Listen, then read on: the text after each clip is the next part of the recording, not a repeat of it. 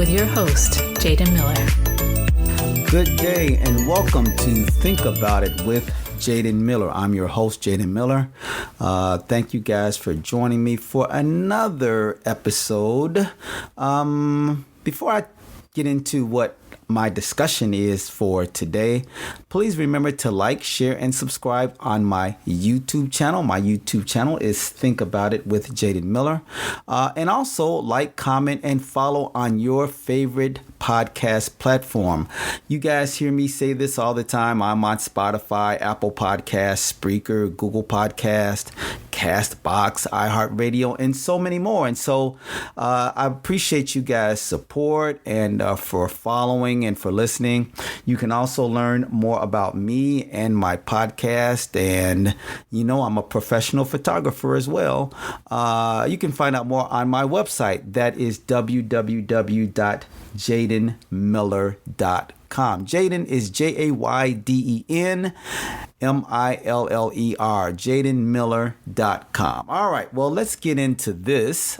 President Biden last week announced Judge Ketanji Brown Jackson as his Supreme Court nominee to replace Justice Stephen Breyer.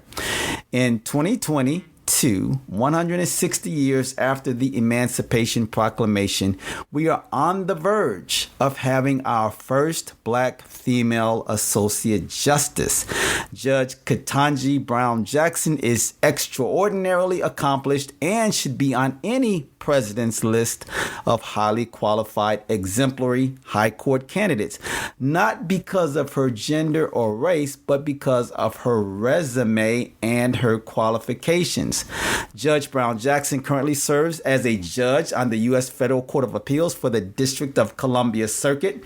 This follows her 8 years of experience as a trial court judge in the United States District Court in D.C., years of work in private practice, and 15 years as a public defender. She graduated from Harvard Law School, where she served as an editor for the Harvard Law Review, clerked for 3 judges, one of whom was Justice Stephen Breyer, and was vice chair of the United States Sentencing Commission. As is befitting of a United States Supreme Court nominee, Judge Brown Jackson has issued notable rulings in a substantively and legalistically broad range of cases. All right, well, let's think about this for a minute. Well, for decades, presidents didn't have to say much about their Supreme Court nominees. Their pedigree, race, and gender was assured. It would be a white man. In the last century, that mold was broken by legendary justices like Thurgood Marshall, the first Black man to serve on the court, and Sandra Day O'Connor, its first woman. Their presence on the court, jurisprudence aside, made the court look more like the America it works for. Ketanji Brown Jackson, if confirmed, will equally be historic. Okay? Diversity enhances the court's credibility in the eyes of the public. This nomination and this nominee couldn't have come at a more important time.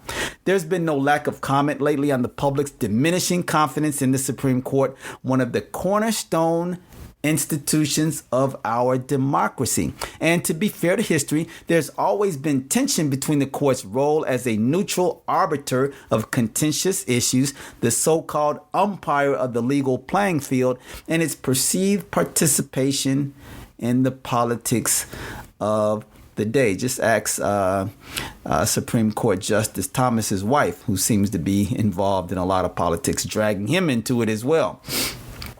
Those concerns are now acute, particularly in light of Merrick Garland's failed judicial nomination and the successful Republican maneuvering that permitted the last president to stack the court with 3 justices of his choosing.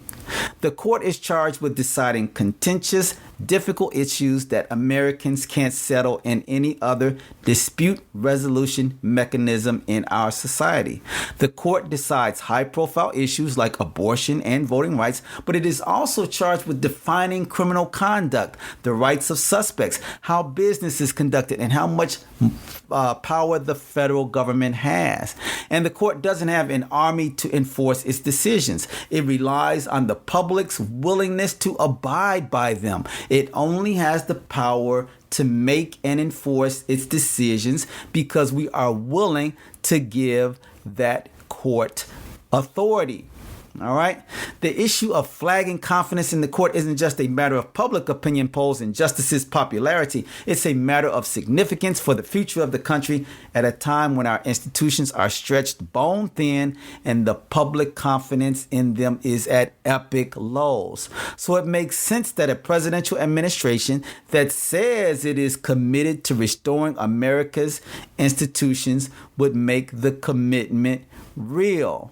All right. Well, we all know that Judge Jackson is highly qualified, and we should expect no less. So what happens is people still today, in 2022, look at a person's skin color, look at a person's gender, and then make these stupid decisions on whether or not this person is qualified. Losing my voice. And what's really funny about it is that people who make these pronouncements, all right, are usually those that lack any kind of educational background or qualifications themselves, all right, to even be able to come up with an educated reason why this person isn't qualified. It's simply because, it's a woman, or because this person is black. And because this person is black, that automatically means that they are less than, okay? So even though Judge Jackson has a Harvard degree, a law degree, okay, somebody that just barely went to high school, or just barely graduated from high school, or has a limited function in terms of brain function, all right, can say ugly things about this nomination, which is just horrible, all right? But let's take a look at Judge Jackson, all right? President Biden did not select her for her partisanship. Judge Jackson has more years of experience on the bench than most of the nominees who preceded her. But it's what she did in the years before she became a judge that underscores her suitability for the court and her worthiness for bipartisan confirmation. All right. For one, she would be the first justice since Thurgood Marshall to have experience as a criminal defense lawyer. She worked in the public defender's office in the District of Columbia and is familiar with the defense perspective, a tremendous addition for a court that today includes only former prosecutors. She has a close family member who was sentenced to life in prison for a nonviolent cocaine conviction, but she also has an uncle who served as Miami's police chief, as well as a brother and another uncle who were police officers. She herself served on the United States Sentencing Commission. And it may be the last facet of her experience that brings the great value to the court. Her work with the Sentencing Commission, which shepherds the guidelines used by federal judges in criminal cases, gives her unique insight into some of the most important and complex criminal justice issues the court is likely to face during her potential tenure, because they involve when, for how long, and under what conditions people can be incarcerated. The fact that she is or was a former defense attorney, a former federal defense attorney, should not be looked down upon, okay? Well, if we look back at the history of this country, all right, well, our Bill of Rights defends our rights as citizens, all right? We have a Fourth Amendment, all right, that protects us against unreasonable searches and seizures, all right? That defends us against the government. There's a defense there. Our founding fathers wanted to make sure that we had a defense mechanism set up to protect us against government agent intrusion. All right. For those of you that need a little history lesson, go back and Google the conflict between the colonies, the 13 original colonies, and Great Britain. Or read the letter Thomas Jefferson wrote to the world seeking assistance against a tyrant. It was called the Declaration of Independence. All right. So the fact that she was a defendant is a defense attorney rather is a great thing. All right. It's a monumental thing. All right. Because she can see issues not just from one side, but she can see it from another side. That keeps her balanced. That keeps her unbiased. All right. That's so important. Judge Jackson deserves a respectful confirmation process, and the country does too.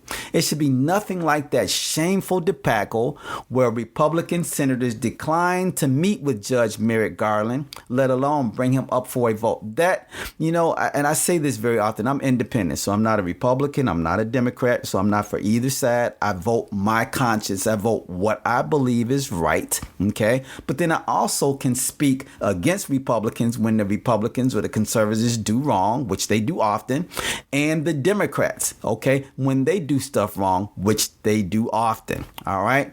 So if we're going to be fair, let's look at that Republican charade, okay, when President Obama brought forth Merrick Garland, okay. All right.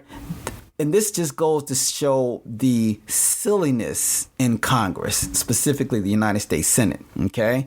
All right. Because you're not playing fair. And you put that out there for the world to see how the Republicans did Judge Merrick Garland. But then when it was their turn, when Donald Trump brought forth the nominee, they were all for that.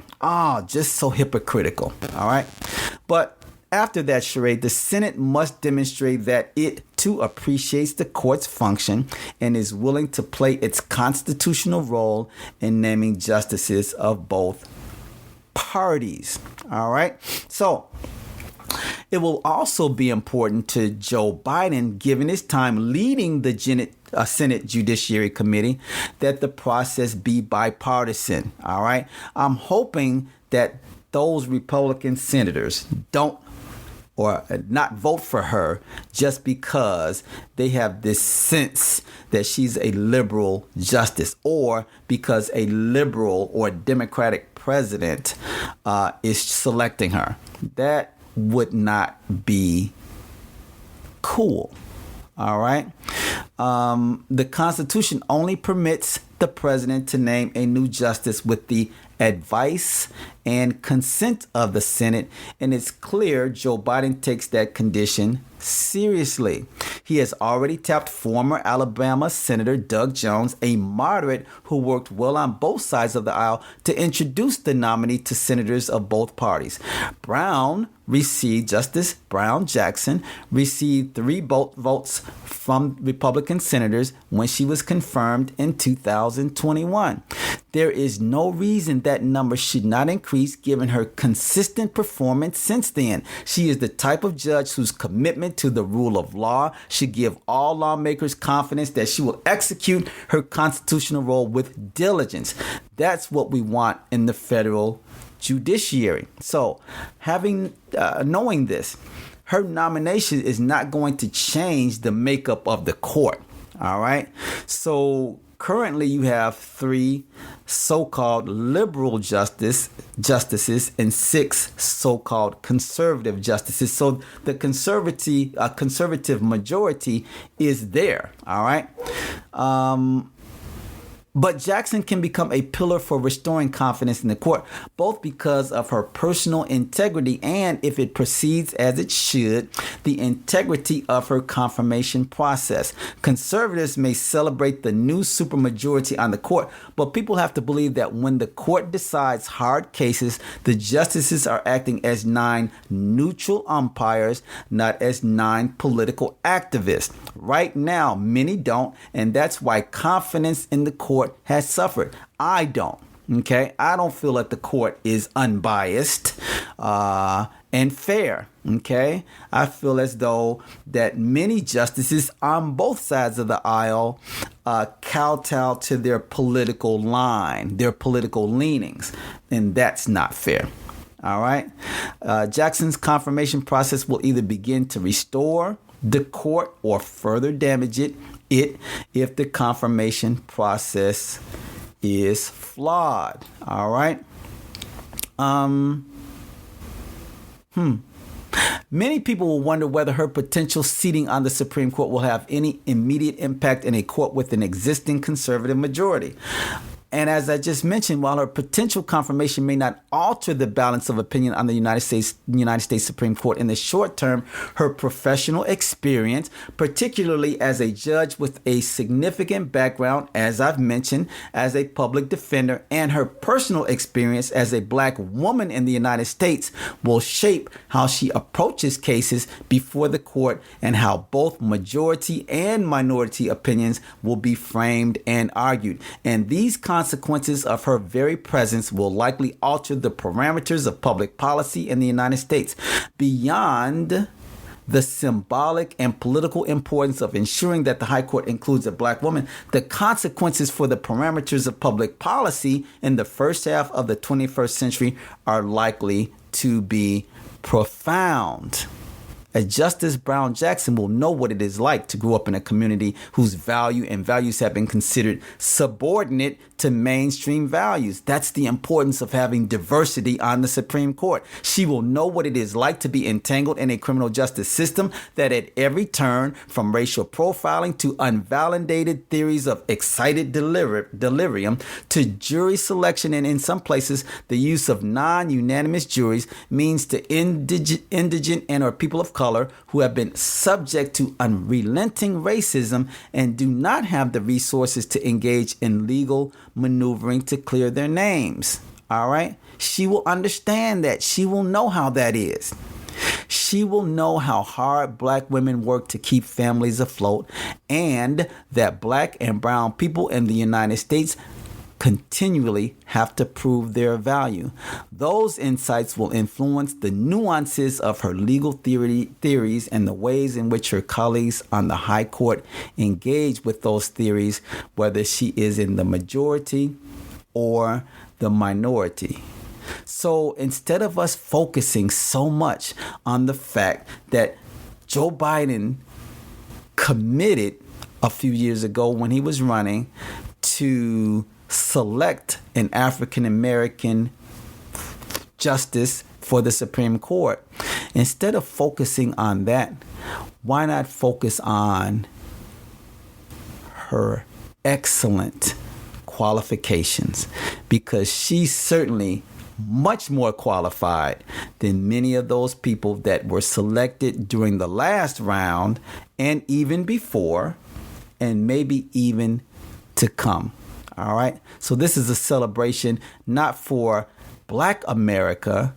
This is a celebration for all of America. Now, all we have to do is make sure that she gets the number of votes from the Senate that she should. And my hope is that her being selected by the Senate and elevated to the United States Supreme Court will come with bipartisan support, because that's what America needs now. It needs to see that members of the Senate from both sides of the aisle can come together and make sure that this accomplished woman gets the seat on the United States Supreme Court, and it is based on her qualifications and not based on some rhetoric about her politics. All right, this is Think About It with Jaden Miller. I hope you guys think about all of those things that I just said.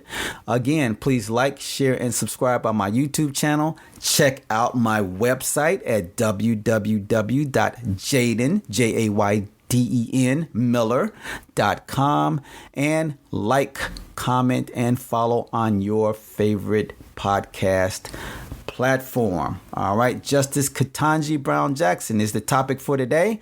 And our hope is that she gets elevated to the United States Supreme Court by a bipartisan vote of United States senators. All right. I'll see you next time. Have a great day. Thank you for listening to Think About It with Jaden Miller. Don't forget to like and subscribe to his YouTube channel, and like and follow on your favorite podcast platform.